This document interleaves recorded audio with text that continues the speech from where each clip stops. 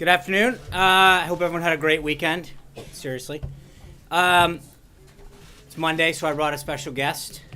First, I'd like to have the Attorney General come up to the podium to make an announcement regarding immigration enforcement with respect to sanctuary cities. When the Attorney General is done speaking, we'll have time for a couple questions, and then I'll continue with the briefing. So if your question is not germane to sanctuary cities, keep your hand down, and we'll get to it after we go through the events of the day. So with that, Attorney General Sessions, come on up. Thank you. Thank you, Sean.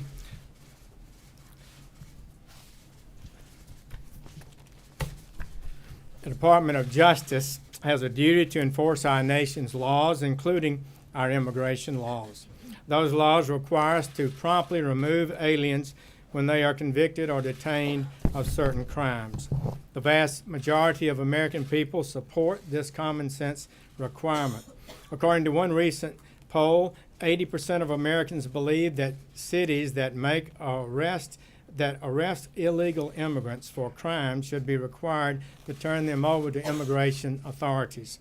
Unfortunately, some states and cities have adopted policies designed to frustrate this enforcement of immigration laws. This includes refusing to detain known felons under federal detainer request or otherwise failing to comply with these laws. For example, the Department of Homeland Security recently issued a report showing that in a single week, there were more than 200 instances of jurisdictions refusing to honor ICE detainer requests with respect to individuals charged or convicted of a serious crime. The charges and convictions against these aliens include drug trafficking, hit and run, rape, sex offenses against a child, and even murder. Such policies cannot continue. They make our nation less safe by putting dangerous criminals back on the streets. We all remember the tragic case of Kate Steinle, the 32-year-old woman who was shot and killed 2 years ago in San Francisco as she walked along a pier with her father. The shooter, Francisco Sanchez, was an illegal immigrant who had already been deported 5 times and had 7 felony convictions. Just 11 weeks before the shooting, San Francisco had released Sanchez from its custody, even though Immigrations and Customs Enforcement officers had filed a detainer requesting that he be held in custody until immigration authorities could pick him up for removal. Even worse, Sanchez admitted the only reason he came to San Francisco was because it was a sanctuary city. A similar story unfolded just last week whenever Valles, an illegal immigrant and a Mexican national, was charged with murder and robbery of a man at a light rail station. Valles was released from a Denver jail in late December, despite the fact that ICE had lodged a detainer for his removal. The American people are not happy with these results. They know that when cities and states refuse to help enforce immigration laws, our nation is less safe. Failure to deport aliens who are convicted of criminal offenses puts whole communities at risk, especially immigrant communities in the very sanctuary jurisdictions that seek to protect the perpetrators. DUIs, assaults, burglaries, drug crimes, gang rapes, crimes against children, and murderers. Countless Americans would be alive today, and countless loved ones would not be grieving today if these policies of sanctuary cities were ended. Not only do these policies endanger lives of every American, just last May, the Department of Justice Inspector General found that these policies also violate federal law. The President has rightly said disregard for law must end. In his executive order, he stated that it is the policy of the executive branch to ensure that states and cities comply with all federal laws, including all immigration laws. Today, I'm urging states and local jurisdictions to comply with these federal laws, including 8 U.S.C. Section 1373. Moreover, the Department of Justice will require that jurisdictions seeking or applying for Department of Justice grants to certify compliance with 1373 as a condition of receiving those awards. This policy is entirely consistent with the Department of Justice's Office of Justice Programs guidance that was issued just last summer under the previous administration. This guidance requires state and local jurisdictions to comply and certify compliance with Section 1373 in order to be eligible for OJP grants. It also made clear that failure to remedy violations could result in withholding grants, termination of grants, and disbarment or ineligibility for future grants. The Department of Justice will also take all lawful steps to claw back any funds awarded to a jurisdiction that willfully violates 1373. In the current fiscal year, Department of Justice's Office of Justice Programs and Community-Oriented Policing Services anticipates awarding more than $4.1 billion in grants. I strongly urge our nation's states and cities and counties to consider carefully the harm they are doing to their citizens by refusing to enforce our immigration laws and to rethink these policies. Such policies make their cities and states less safe. Public safety as well as national security are at stake and put them at risk of losing federal dollars. The American people want and deserve a lawful system of immigration that keeps us safe and one that serves the national interest. This expectation is reasonable, just, and our government has the duty to meet it, and we will meet it. Thank you. In Montgomery County, Texas, Montgomery County, right up the road, there was a rape in Maryland, at Rockville High School. Has anyone from the Department of Justice had any conversation with anyone in Montgomery County or Rockville, as they describe themselves as sanctuary county and city, and there's also a boatload of federal government in Montgomery County? Well, you know, Maryland is talking about a state law to make the state a sanctuary state. The governor is opposed to that, I'm glad to hear. That would be such a mistake. I would plead with the people of Maryland to understand that this makes the state of Maryland more at risk for violence and crime, that it's not good policy.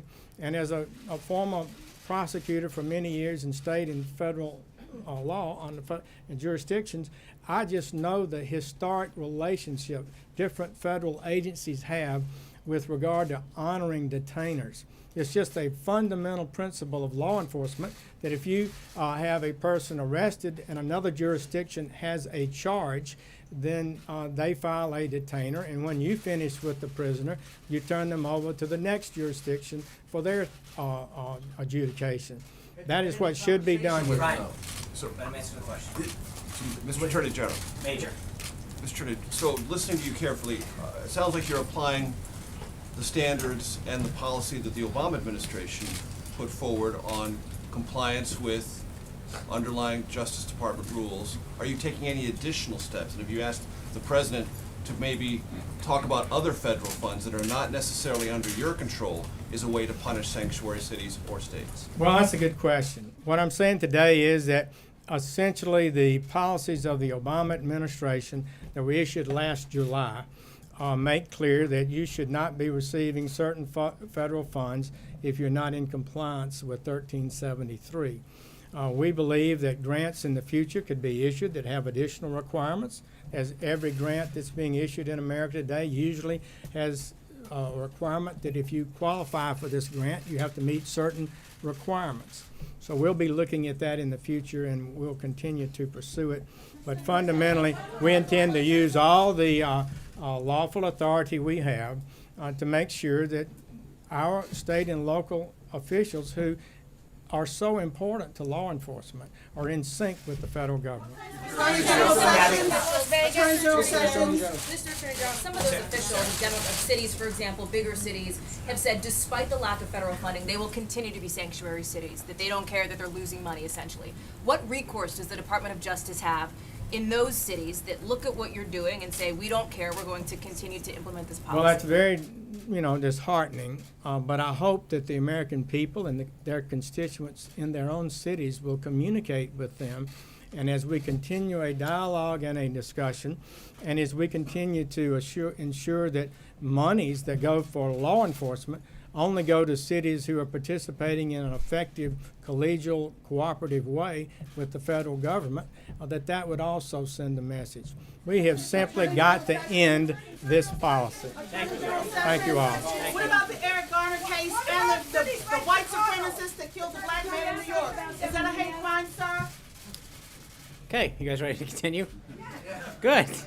Before I get into the day schedule, I wanted to read, I know there's been some interest in the State Department's statement regarding the arrests of hundreds of protesters, peaceful protesters that occurred in Russia. The statement that the State Department put out says, quote, "The United States strongly condemns the detention of hundreds of peaceful protesters throughout Russia on Sunday. The detention of peaceful protesters, human rights observers, and journalists is an affront to essential democratic values.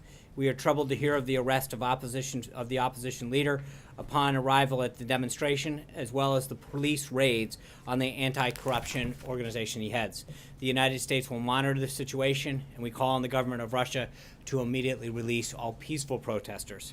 The Russian people, like people everywhere, deserve a government that supports an open marketplace of ideas, transparent and accountable governance, equal treatment under the law, and the ability to exercise their rights without fear of retribution." Now, with respect to events for the day, this morning, after receiving his daily intelligence briefing, the president participated in a roundtable with women's small business owners. The president is hosting a group of women's business owners as part of the White House's full calendar of Women's History Month events. At the roundtable this morning, Vice President Pence, SBA Administrator McMahon joined with other senior administration officials to hear from these amazing female entrepreneurs and small business leaders about their firsthand experiences, successes, and challenges. As the president said, quote, "Empowering and promoting women in business is an absolute priority in the Trump administration because I know how crucial women are as job creators, role models, and leaders all throughout our communities." The women in attendance this morning have incredible stories, including many who have started businesses from scratch with very limited resources, and through hard work and determination, turn their dreams into reality. Between them, they provide hundreds of jobs to Americans across the country. The president is dedicated to continuing to remove the unique barriers that women face in our economy, including access to capital, markets, and networks. This administration will continue to advocate for policies that support working family, including a national initiative to promote women business leaders and entrepreneurs that his daughter Ivanka is helping to lead. In honor of Women's History Month, the White House has been hosting events all throughout March. Just to name a few, the Centers for Medicaid and Medicare Systems Administrator Verma held a roundtable with women in healthcare, which the president attended. The First Lady held a women's empowerment lunch on International Women's Day. Earlier this month, Second Lady Karen Pence joined women from all 5 military branches for lunch at Fort Meade, and last week hosted military women at the Vice President's residence to thank them for their service. Under President Trump, the American economy is a place for everyone, regardless of their gender, to thrive. Following the roundtable, the president had lunch with the Vice President and Secretary of State Tillerson, and at 3 o'clock, the president will sign House Joint Resolutions 37, 44, 57, and 58. All of which use the powers of the Congressional Review Act to roll back job-killing rules. Before this administration, only one time in the nation's history had a president ever signed a bill that used the Congressional Review Act to cancel a federal regulation. In just his first 66 days as president, he will have signed 6 resolutions to eliminate unnecessary and burdensome rules.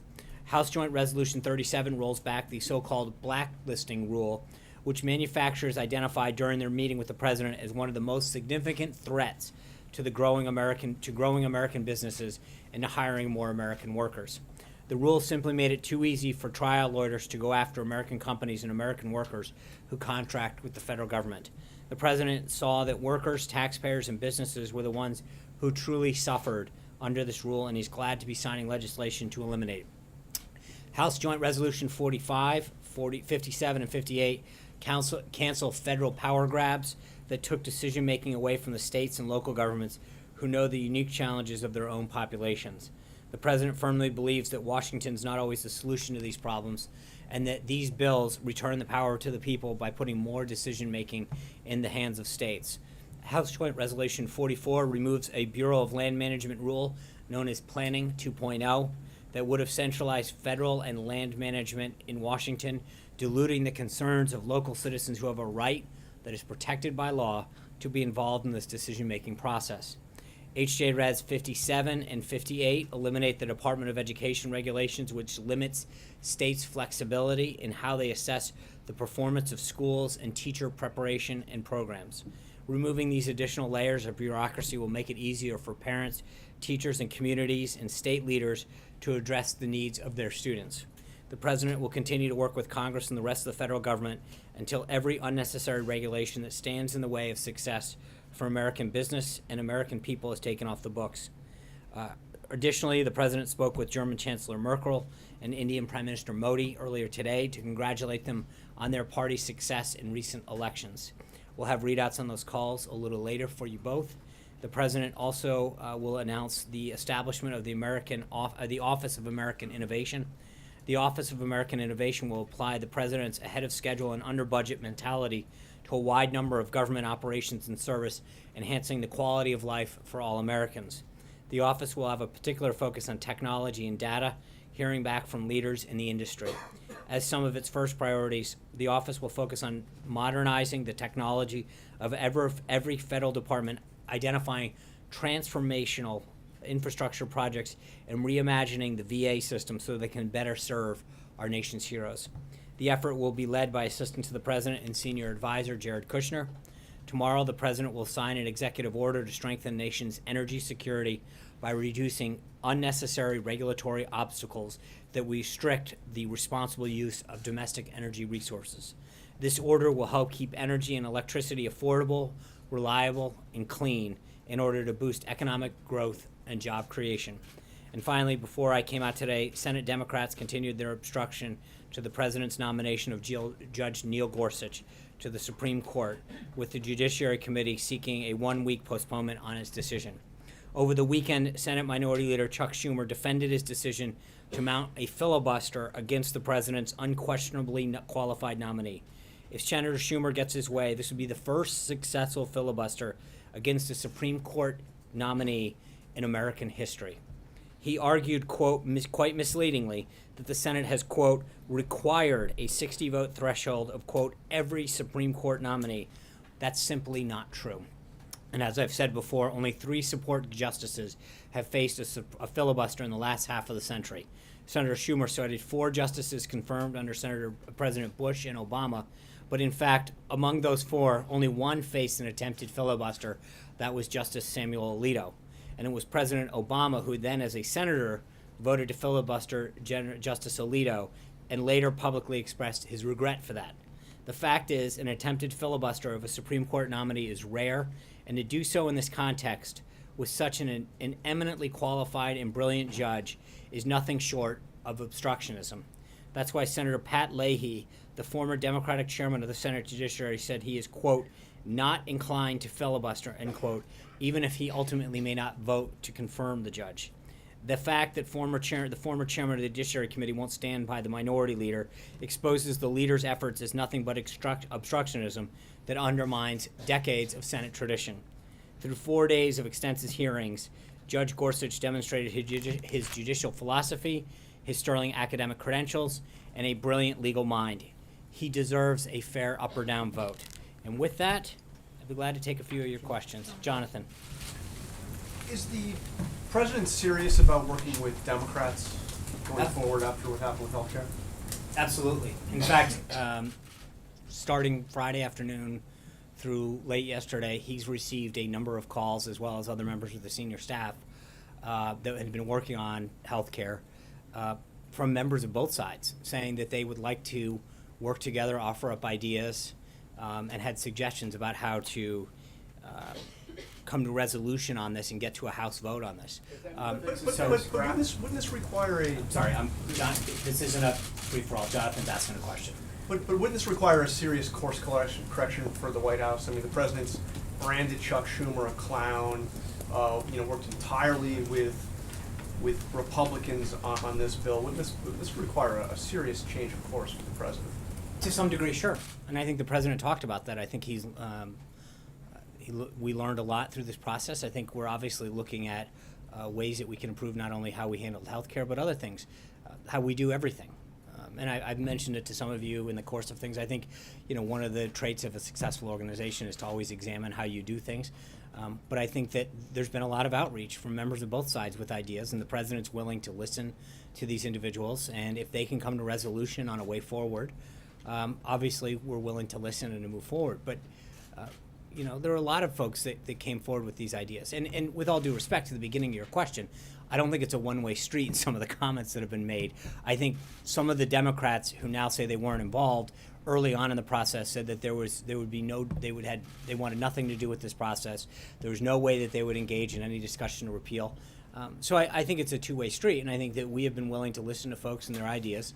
And the president's advice is that if we can come up with resolution on a way to move forward, we'll certainly entertain that. And where's the buck stop for this failure? Does it Well, it's ultimately not, stop with but the just so president? we're clear, look, we're at the beginning of a process. I don't think we've seen the end of healthcare.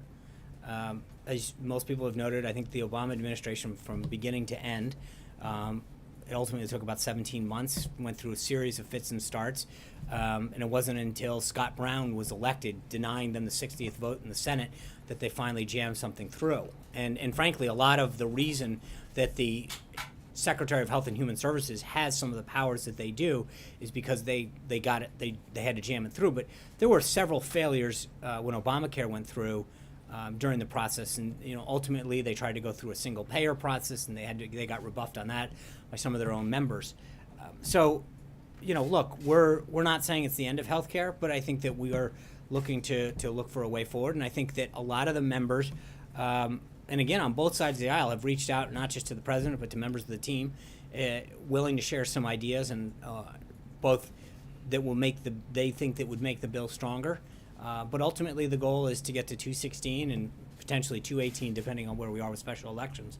And so we're going to look to see where we can get those 218 votes. And there may be other opportunities to work with people across the aisle that get us to 218. But that's the name of the game, and we're going to continue to pursue that. Jim. Sean, the last Congress to pass significant tax reform took about 5 years, and that was 30 years ago in 1986, after the failure or the defeat of the American Health Care Act on an issue where there was broad GOP consensus. What makes the president think he can pass significant tax reform this year? Well, I think it's been 30 years. I think we have an economy that's evolved, especially in the technology area, that has made a lot of things change, and I think our tax code is outdated. And frankly, on the business side, we're uncompetitive. There's a reason that companies are leaving America to go to other places, because same reason sometimes companies move from state to state. Our corporate and regulatory system has become unattractive for a lot of companies that want to either manufacture here, grow here, or begin here, and or want to return jobs here. I think the president recognized that. Business leaders from around the country. It's not a partisan issue. I mean, you go out to the tech sector out in Silicon Valley in particular, there's a lot of these companies out there that admittedly weren't with the president during the election or continue not to be, and I think recognize that we are not as competitive as we can be when you consider the tax and regulatory climate of other countries around the world, and we need to be more competitive. Then I think you look at the individual side of the house, and I think especially when you talk to middle-income Americans, especially when in the context of health premiums going skyrocketing up, they recognize that they need some relief. And so we've got to do what we can to address that. John Christopher. Thank you. Historically, since healthcare has beguiled many presidents, all the way back to Harry Truman, and certainly when Hillary Clinton came to Washington, she went to the Hill and thought that she could get it done. I'm sure there are many lessons you can learn from previous presidents and perhaps previous first ladies. Has the president thought of ever reaching out to Hillary and finding out, how she maneuvered and some of the best practices or some of the pitfalls that she's come into? Well, and I think that he's met with Dr. Zeke Emanuel and others. It's not been he has reached out to several people throughout this process to gauge both their policy ideas and strategy ideas. And I think, the president noted on Friday afternoon that we learned a lot on several fronts about strategically how to handle this, as well as some of the the members that we thought we would have with us, and we're re-examining that on a variety of bases. Margaret. We got some guidance from the White House earlier about Chairman Nunes's meeting on the White House grounds involving, I guess, the SCIF and the idea that questions about the meeting should be referred to the committee chairman. But I wanted to ask you a slightly different question, which is, does the White House know now what actually happened? Do you have issues with the idea that someone, perhaps in the executive branch, shared information on the White House grounds without you knowing about it? Are you investigating this? Do you believe it was a leak? Or was it in fact someone on the White House staff or NSC staff or on loan to either who provided the information and therefore it's not a leak? So I obviously, all of what I know has been available through public comments. I know that Chairman Nunes has confirmed that he was on White House grounds Tuesday, and frankly, any questions regarding who he met with or why he was here should be referred to him. I've seen some of the comments that he's made to your outlet in particular about who he met with, and I would refer you to his comments that he's made. I'm not going to get into who he met with or why he met with them. I think that's something that he has been very, very clear, and I'll let him answer. This is he is the one who has discussed what he is reviewing, and so I will leave it up to him and not try to get in the middle of that. Close the circle on it. I'm asking a slightly different question. Okay. At least I'm trying to ask a slightly different question, which is, does the White House know what happened now beyond public accounts? And are you satisfied that you don't have an inappropriate leak in the executive branch? No, I'm not. We're not concerned about that. I know that he is, again, everything that I know about what he has done is through public reports that he has made on the record to different folks. When he said he has multiple sources, he had met with different folks to gather things as part of his review of the situation. And so all I know and what I'm willing to communicate is what has been made available through on-the-record comments that he has made. You have to be cleared onto the No, White not House. necessarily. I don't know that members of Congress need to be cleared. But wouldn't the White House want to know? Again, I think there's a difference. He's doing a review, and it's not something that we're going to necessarily get in the middle of or get in the way of. It's part of it is to let him review and have conversations and look at things that he thinks are relevant. Sean, a clarification on your answer to Margaret. You just said, I don't know that members of Congress have to get cleared in. There is some question about that. Who in the White House signed him in, essentially, to be able to get I don't on know the that you grounds? have to. I'll be glad to check on that. I'm not sure that that's how that works, but I will follow up on that point. Okay, so the second question is, and it's related to this. I understand that you're not going to speak about some of the swirl, what's surrounding this issue with Chairman Nunes. But does the White House believe that he can still lead an impartial investigation, or would the administration support some of these calls now for an independent committee to investigate this? First of all, I would question what this is, because as I've mentioned countless times from this podium, there's two issues at hand. There's multiple. There's number one, there's any action with respect to Russia itself, and every single person that's been briefed by Director Comey in particular and the FBI has said there's nothing there. What he is looking into are two things that we are aware of because of the pleas that we have made. One is the leaks of classified and other information that have come out, and two is whether or not there has been people that have been unmasked and whether or not there's surveillance security. I don't know why we stand by the original request that was made, and I think Director Comey in open testimony the other day talked about what the FBI is looking into. So I think we, have a lot of people looking into this whole situation. Sean? Will the administration will the White House pursue a leak investigation into whoever is giving Chairman Nunes this information, if it's in the executive branch? I at this point, we're letting the review of this situation proceed, and we can address that after he decides to be clear about that. Why is this leak okay, but other leaks are not? It's not. I think there's a difference between a leak and someone pursuing a review of a situation that they have determined. That's not. There's a difference between a leak, someone leaking out to reporters for nefarious, to take classified information and share it with people who aren't cleared. Chairman Nunes is cleared. He is the chairman of the Intelligence Committee. Someone who is cleared to share classified information with somebody else cleared is not a leak. Zeke. I have two for you. Just a quick housekeeping note. At the beginning of the briefing, you read out the State Department statement on the protests and arrests in Russia. Does that reflect the White House's views sometimes? That reflects the view of the United States government. Okay. Just want to clarify that. And secondly, back on, you mentioned that there were lessons learned off of what went down last week, the last several weeks around healthcare. Could you go into some specifics of what some of those lessons are in terms of the president talked a lot about, he learned a lot about loyalty, I think is one of the lines he used on Friday. Does he believe that some members of this party are no longer loyal to him?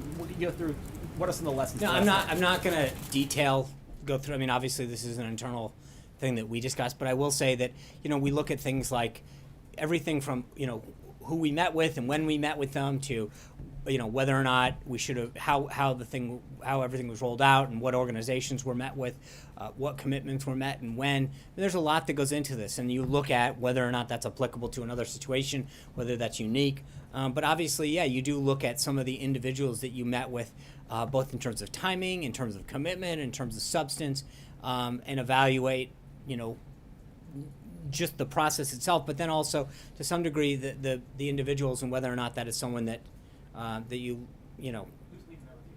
there's several folks. And again, it depends on the aspect of it. There's a legislative affairs team, there's a public policy team, there's a comms aspect to this, but we all internally talk about what went well, what didn't, and we do that not just with the bad, but the good. I mean, I think Jonathan asked it somewhat at the beginning, but I think if in most organizations, whether or not you do something really well or not as well, it's usually incumbent upon you to think, what did we do well, so that for things that we did really well, we sustain those kind of aspects of something, because there's always something to improve, and even when you don't do as well, but there's parts of things that you did that could have done, that you did well, and you don't want to throw the baby out with the bathwater, so there's an ongoing piece to this, Major. Follow up a little bit on Chairman Nunes, and I have a question about Jared in a second. So, yes, members of Congress may not need to be cleared in, but to get access to a SCIF, I do believe that requires some cooperation from the executive branch, because there are intelligence places on Capitol Hill that are secure that this meeting could have taken place. So it creates the impression that Chairman Nunes came over here and with some degree of cooperation with this White House was able to carry out this meeting and then make the announcement that he did, which is perceived by some, most of them Democrats, I'll grant you that it was trying to be helpful to this president and this administration. So it appears there was some degree of cooperation in this process that the White House granted Chairman Nunes, making it not just an investigative action, but a cooperative one. Right, so I would refer you to two things. Number one, we've asked both of these entities, both the House and the Senate Intelligence Committees, to undertake this review. So it is partially at our request that they're looking into this. Number two, based on the public comments that he made to Margaret's organization, he has said, from my understanding on the record, that he did not meet with White House staff. So again, I think you're trying to make something that he has himself, from what I've read, not actually been the case. That's not what I asked you. I asked you about cooperation to have access to a SCIF, I understand which is that. something that has to be carried out with your agreement. I will be glad to take a look at that and figure out whether or not that is an accurate statement or not. Okay, let me ask you about Jared. There is an understanding that's trying to be worked out, as we understand it, between Jared and the Senate Intelligence Committee. Is that testimony? Is that something that the committee has requested?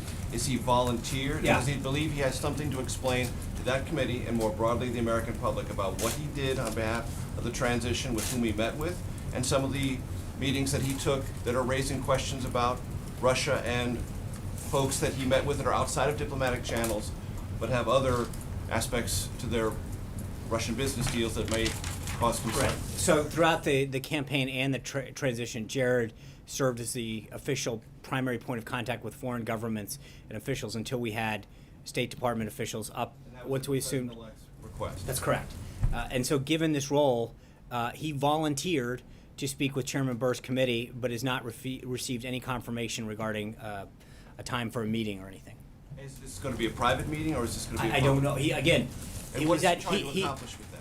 I think based on the questions that surround this, he volunteered to go in and sit down with them and say, hey, I'm glad to talk about the role that I played and the individuals I met with. But again, remember, given the role that he played both during the campaign and during the transition, he met with countless individuals. That was part of his job. That was part of his role. And he executed it completely as he was supposed to. And And so he doesn't believe he owes the American public an explanation For about what? this. Doing his job? I'm just Meeting asking. with? But you're acting as though there's something nefarious about doing what he was actually tasked to Well, do. it's not every day that someone in a senior position like Jared's volunteers to go talk to the Senate Intelligence No, Committee be- about an investigation because of the- dealing with meddling by a foreign power Right, in the and I American think based on election. the media frenzy around this, and I'm answering it. And I'm just saying to you that based on the media frenzy that existed around this, he volunteered to make sure that he said, hey, we've made some contacts. I'd be glad to explain them. Let me know if you'd like to talk. Plain and simple. Yeah. So just to be clear, just to kind of follow up on what everyone's been asking about Chairman Nunes. So the White House does the White House have knowledge of the information that Chairman Nunes received when he came to the White House the first time? And if that's the case, or if that's not the case, is your position that the White House is not going to look into where he got the information from, or who gave him the information until his investigation is complete? I think that I'm not aware of where he got it from. I know in his public statements he's talked about having multiple sources, and so I don't know how he derived a conclusion that he did. And I think that at this point the goal would be to wait until the review that he is undertaking is completed. Caitlin. Why would Nunes need to brief the president on documents he viewed on White House grounds? Because that's a big assumption that you're making that's the only thing. He, as I said just a second ago, he had multiple sources on multiple topics. We don't know what he briefed him on in its totality, and so to jump to that conclusion is frankly irresponsible. One more question. Yeah. When will the White House resume releasing visitor logs? We're reviewing that now. Alexis. Just to follow up, I have two questions. One is on taxes, but last week you were advising the press corps that it didn't make sense for Nunes to come to the White House and brief the president on something that he had obtained from the White House, from the administration. So my question to you is, I know what you just said, but is it, can you say factually, absolutely flatly, that it is not possible that Chairman Nunes came to brief the president on something that he obtained from the White House or the administration? I can't say 100% that I know anything what he briefed him on. What I can tell you through his public comments is that he has said that he had multiple sources that he came to a conclusion on. So to the degree to which any of those sources weighed on the ultimate outcome of what he came to a decision on, I don't know, and that's something that frankly I don't even know that he discussed with the president. So it's possible, as far as you know right Well, now. It's anything. possible. I mean, It's possible. anything's possible. Okay, here's my question on taxes. Yeah. The president has said that in the past that he thought maybe tax reform would flow over into 2018, calendar year 2018. And we know from the president's admiration of the 1986 tax reform, that took more than 2 years. Can you answer two questions about tax reform? Does the president anticipate that it will take that long going into 2018 or beyond? And who is going to write the tax legislation? Who is going to devise the plan that the president wants to put his name on? Well, so on the first one, I know that Secretary Mnuchin has talked about August as a target date, and I think it depends. I mean, as you point out, these are big things. There's a lot of groups that are going to want a ton of input because of the very nature that it's been 30 years. But I think part of this is going to be dependent on whether, how the degree to which we can come to consensus on a lot of big issues. But I know that we have a goal, and it'll depend on a lot of these issues, both on the corporate side and on the individual side, how that process evolves. So to predict it, I know the secretary would like to have it done. He'll play a huge role in this. Gary Cohn will play a big role in it. I think our legislative affairs team would play a role in it. There's a lot of folks on the team, Secretary Ross on the commerce side. There's a lot of individuals that he's assembled a world-class cabinet that has a lot of interest in helping to grow the economy, to attract jobs, create a more favorable tax climate here in the country, but then also provide tax relief for middle-class Americans. So, we're not there yet. Will it be the Trump plan? What? Will it be the president's plan? I mean, obviously we're driving the train on this, so I don't want. I mean, we're going to work with Congress on this, but I think that the president, as you've heard through multiple times, the president be very clear. This is a huge priority for him, something that he feels very passionately about, and so we'll have more on that later. John. Sean, the documents that Chairman Nunes saw here at the White House complex were described by his office as being executive branch documents.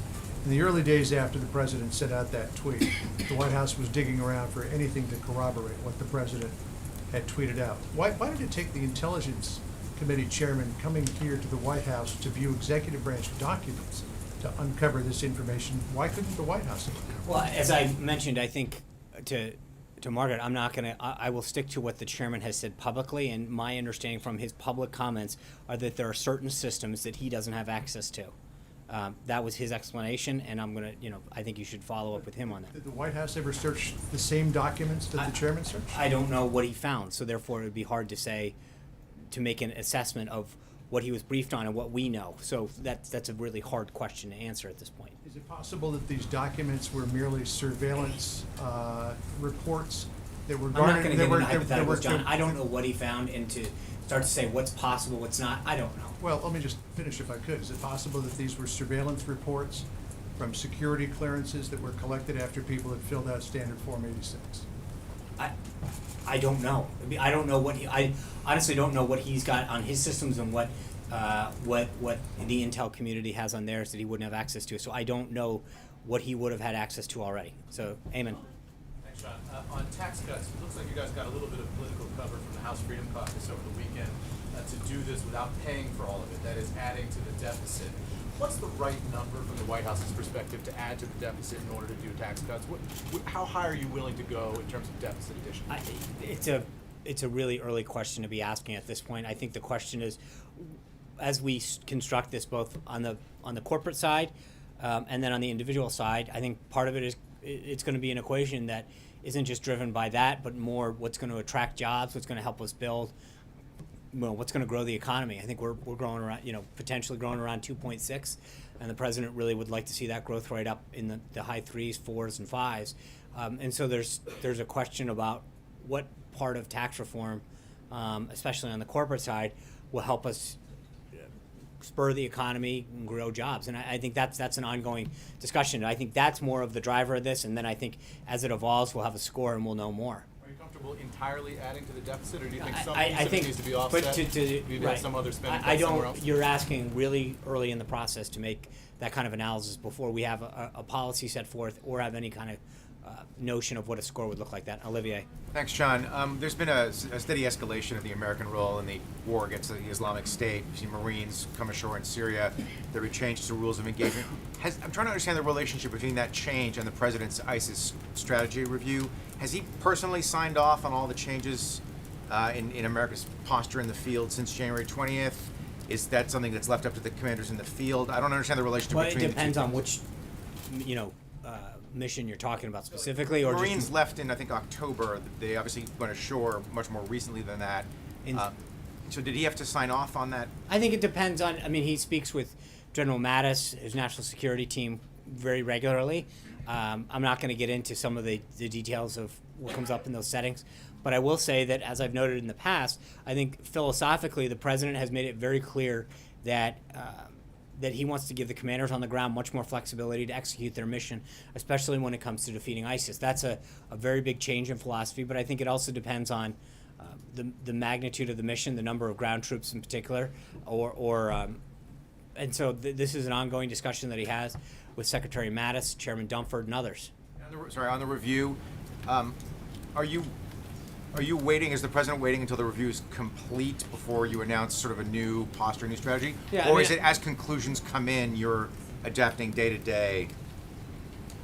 I think some of it is an ongoing discussion that he's having with both Chairman Dunford of the Joint Chiefs and Secretary Mattis of the DoD, that at certain times when they meet, they'll update him on certain things and give him an update on where they're headed right now. As the review is ongoing, there are certain events that are part of, or will be part and parcel of the review in terms of where we're going, and so they'll update him on that and talk to him about the tweaks. Gabby. Thank you, Sean. President Trump has sent out 2 tweets now criticizing members of the House Freedom Caucus for preventing Planned Parenthood from being defunded by opposing the AHCA. Is that something that he would want to see tacked on as a rider to next month's funding bill? Well, I think that he's made very clear what his position is on Planned Parenthood, and obviously this was an opportunity to defund it. And he, but I don't want to get ahead of our legislative strategy. We'll look at other opportunities, but this is definitely one that was a way to make that happen. Steve. On that legislative strategy and the idea of working with Democrats, there's a school of thought in this town that last week proved that the president is lacking in political capital. So I have two questions. One is, what's in it for Democrats to work with the president now? And two, if fully pursued and to get things through the House, Democrats and Republicans work together, wouldn't that tend to undermine the job security of Speaker Ryan if the House Freedom Caucus is frozen out? Well, so two things. Number one, I think the message that sends to the American, as I mentioned, I think it was Jonathan at the beginning, it's a two-way street. We heard, you see whether it's Judge Gorsuch, which they're, throwing down decades of Senate tradition by saying we're just going to filibuster this guy. I don't think there's anyone in America that can honestly look at his qualifications and suggest that he's not qualified as a jurist on the Supreme Court. there's nothing that anyone has seen or laid a glove on him through these 4 days that suggests that he's not qualified to serve. And I think that and again with Obamacare, repealing and replacing it, several of the leading Democrats came out from the get-go and said we have no interest in doing that. So I think there's a point at which both parties can look back and figure out whether or not it's worth engaging. I think the president, as I mentioned, is eager to get to 218 on a lot of his initiatives, whether it's tax reform, infrastructure. There's a lot of things, and I think that he is going to be willing to listen to other voices on the other side to figure out if people want to work with him to get these big things done, to make Washington work, to enhance the lives of the American people, then he's going to work with them. I think he had a great meeting with the CBC the other day, for example, where he talked about infrastructure. He talked about loans and small business lending, education. There are things that he is willing to engage individuals with, or groups or caucuses, to get to 218 and further advance his agenda. So it's not about undermining anybody. It's about moving the agenda forward and getting things done. But it's Speaker Ryan who puts bills on the floor, not the president. So what's in it for Speaker Ryan? Getting things done. I think there is still a sense of doing what's in the best interest of this country that exists. So, let's just make sure that we understand. I think that his goal, he came here to get things done. And I think, as it was pointed out, there was a level of disappointment that he expressed on Friday. He wants to get things done. If people want to work together, and I think what this event on Friday did was, frankly, draw more people into the process to saying, okay, let's figure out if we can actually come together with some consensus ideas to get to 218, whether or not they come from one side of the aisle or the other, to pass this bill and to make a better system. He understands, and frankly, I think a lot of Democrats do, that there's an opportunity here.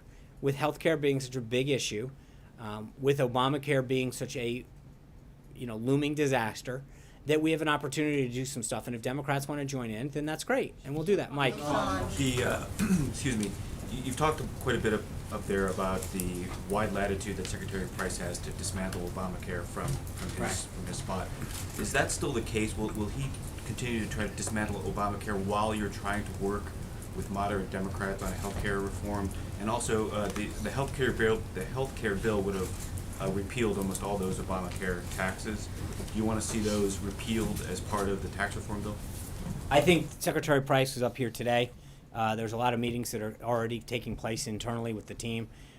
There's a lot of options that are on the table in terms of, especially when it comes to what we called phase 1 and phase 2, trying to get some of that stuff out the door. And as we look back on, we're talking about lessons learned, I think one of them is to try to get some of the phase 1, phase 2 meshed together and pushed out. How we do that, whether we wait for the revival of legislation before we put it up. Remember, I think, just so we're clear, and I mentioned earlier in this, Obamacare had a ton of fits and starts during its process. It was left for dead multiple times, but they pressed forward. I don't think that that's necessarily a model to look forward in terms of how they jammed it down. But I do think that we have to recognize that we were 17, 18 days into this process. I think the president's made very clear it's not over. There are people coming to the table, but he's going to listen to all good ideas across the spectrum to figure out what it takes to get to 218. And we'll see where we go from there. John. Well, the tax question, just to follow up on the health care bill would have repealed those Obamacare taxes. And I think that's part and parcel of that discussion, is how we look at both the taxes and some of the phase 1 stuff. but we're not ready to announce anything now. John Decker. Yeah, as far as Jared Kushner's offer to meet with Chairman Burr and talk with the Senate Intelligence Committee, is there any particular reason why the White House would not be opposed to the idea of Jared Kushner testifying under oath before that committee?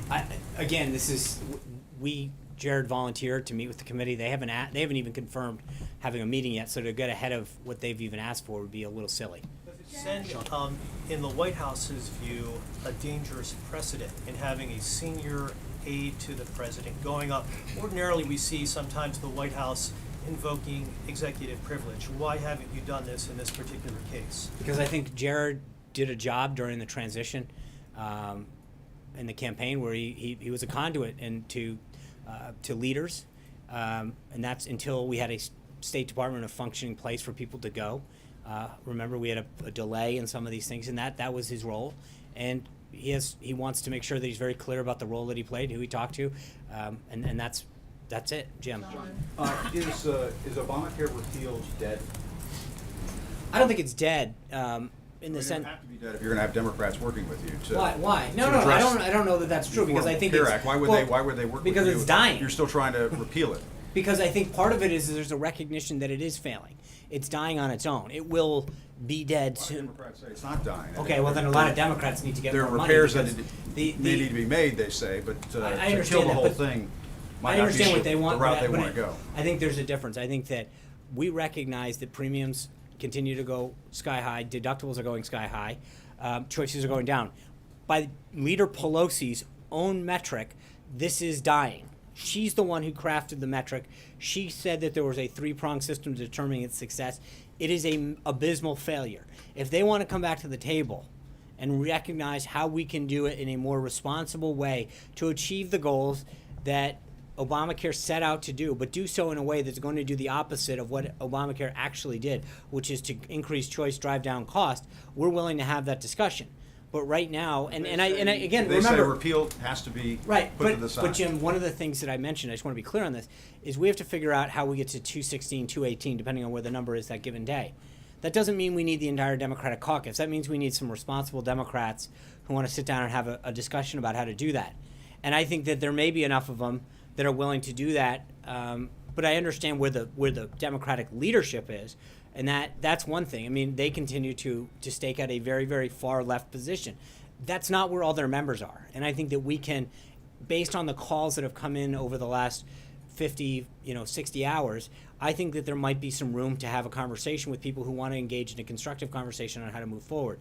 And so let's see how that evolves. I don't know that we're ready to jump into this today, but I think as the calls come forward, the president's view is if you all want to get together and start coming to a way that we can come to resolution, we're willing to listen. But right now, we've got an agenda to continue to pursue. There might be a middle ground there, you think? I'm not going to jump ahead, but I will say that we believe that there is something that could still be done at some point. And I think the further along we go, where premiums continue to go up, more and more people will be drawn into this discussion because there's going to be a continued cry from people in terms of the impact that it's having on their pocketbook and on their ability to see people that a doctor of their choice or a plan that's just not seating them anymore. April. Real quick follow-up on Chairman Nunes.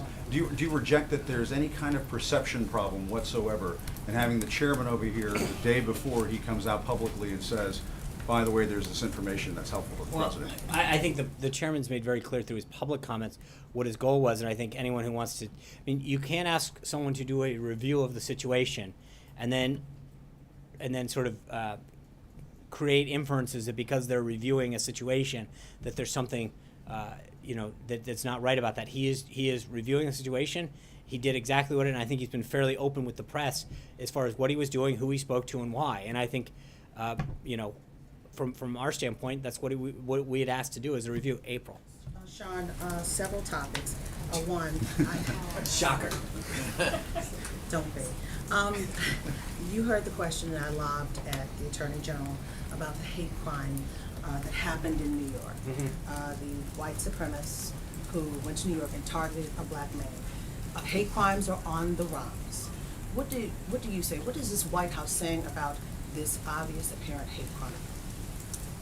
I'm not gonna. I mean, you yelled at the Attorney General a specific case, if I'm not correct. In the past to talk about this, and you've talked about issues of Right, hate and crimes. I'm glad to talk about the issue. I just want to be very clear Uh-huh. that I am not going to reference any specific case before the DOJ right now.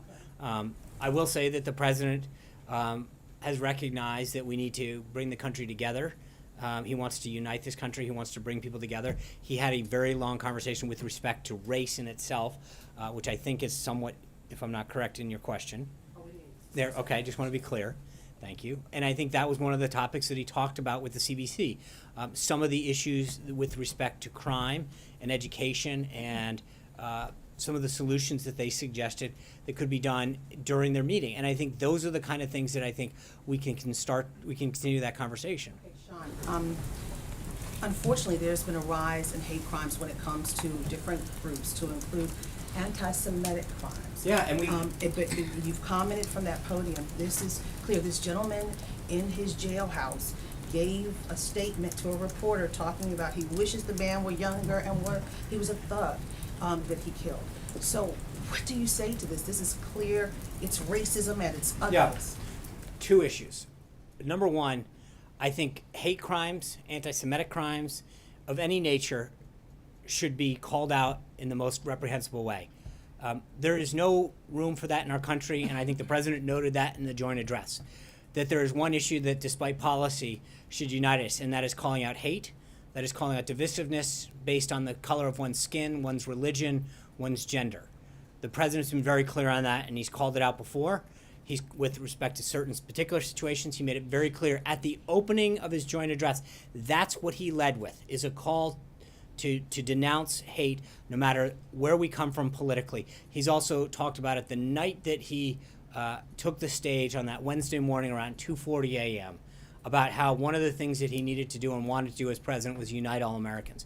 But I think that there's one other piece to this, April, that I just want to be clear on. While we unequivocally, no question about it, need to call out hate, anti-Semitism where it exists, there is another thing that we have to do. And in your case in particular, while I don't know all of the details and I don't want to reference any specific case, but I think we saw this the other day with some of the anti-Semitic behavior that was going out with respect to people of the Jewish faith, is that we saw these threats coming into Jewish community centers, and there was an immediate jump to criticize folks on the right and to denounce people on the right and ask them to condemn them. And it turns out that, in fact, it wasn't someone on the right. And it was the president from the get-go had said, I bet you it's not someone, and he was right. And yet, I understand that. And that's I'm saying he's a white supremacist. I understand that, and I think in those cases, there's no question, black and white, we need to call out all instances of this. But that being said, while we're on the topic, I do think that there has been a rush to judgment in a lot of other cases when it comes to, in particular, some of the anti-Semitic discussion, where people have jumped to the conclusion about denouncing people on the right and asking for this. And in that particular case, we saw that the president was right and that this rush to judgment by a lot of folks on the left was wrong, and none of them have been held to account on that. And that is something that equally needs to be called out. When people are charging something of someone that is not true, there has been nothing to go back to those individuals. Nothing on the left who came and asked for everyone on the right to denounce something that they weren't guilty of. And I think that there needs to be an equal go back in time and call out those individuals for rushing to judgment and calling out those individuals. My second topic, and I'm done. Someone who was in the room, you like talking about this CBC meeting that happened last week, someone who was actually in the room at that meeting said that the issue of HBCUs came up, and that's a very sensitive subject right now in the black community and here at the White House. The issue of HBCUs came up, and it's Omarosa said that she would be the one heading the HBCU office at the White House, and the president did not make a response confirming or denying. Will this be the case? Is this the case? We don't have any announcements to make. I assume that you're referring to the executive order, and we don't have anything to announce on that subject at this time. Kristen. Sean, thank you. Given that the Freedom Caucus blocked the bill to repeal Obamacare, does the president still believe he can work with the Freedom Caucus on future pieces of legislation? I think it's going to depend on what legislation. So not necessarily. Well, again, I'm not going to. It's not a question of we're going to work with anybody who wants to work with us on achieving the goals that the president set out. I don't think we're not putting anyone and saying we'll never work with you again. It is that balance. Has he written No, it I don't off? think he's Is what written. happened? No, I think as he mentioned, he learned a lot through this process about loyalty. And it's not just a block, it's certain individuals. And again, I'm not going to get into naming names, but I think the president learned a lot through this process. And you know, one of the things that's interesting is when you look back, and I know there's been a lot to make of this, the president also recognizes that when there's not a deal to be made, when to walk away. That's one of the traits. It's not just about making deals, it's knowing when to walk away from deals and knowing when there's a bad deal that's the only solution. I think the president understood that while you can get a deal at the time, that sometimes a bad deal is worse than getting a deal. And I think he smartly recognized that what was on the table was not going to be keeping with the vision that he had. And so he decided that this was not the time and that a deal was not at hand. Let me ask you about this tweet over the weekend. Does he regret tweeting to his followers that they should tune in to Judge Jeanine, only to tune in and then have her call for House Speaker He's a Paul fan Ryan of the to show. step down? That's it, plain and simple. But does I mean, he owe Speaker Ryan an apology then? he and Speaker Ryan talked extensively over the weekend. I mean, I don't know if they talked today. I think they talked both Saturday and Sunday at length. But again, he's a fan of the show. He tweeted out support of it. That's it, plain and simple. A lot of people I know say what a it's lot of more people than say, a Kristen. I just coincidence, said so it. does he owe the House Speaker an apology? He doesn't. He's spoken for what? For supporting a show on Fox? No. And does Dave. he still have confidence Dave. they can work together, Dave. Sean? Dave. Two questions. One, on the president choosing Jared Kushner for this new Office of American Innovation to reform government across the government. Obviously, Jared Kushner has 60-some days of experience in Washington, never had a prior government job. Does the president view that somehow as an advantage in this case? In some cases, when you look at the individuals that he's bringing in, again, I think one of the things that Jared, you know, and again, they may talk more about this later, but one of the things that Jared's looking at is some of the procurement, the technology aspects. And if you've ever really dealt with the government and recognized how outdated and unmodernized some of this is, it is not serving the American people. It is not serving the constituents that many departments have. And I think looking at how we procure different things and procure technology in particular is important. It's an important way. I mean, I think when you look at the VA in particular and recognize how it handles certain things, there are certain things it does really well. By the way, it buys prescription drugs really well. Buys them in bulk, gets the job done. But there's certain things that it may not do as well in terms of how it keeps its records and how it serves veterans, how it lends money, et cetera, that we can look at and figure out, is there a better way?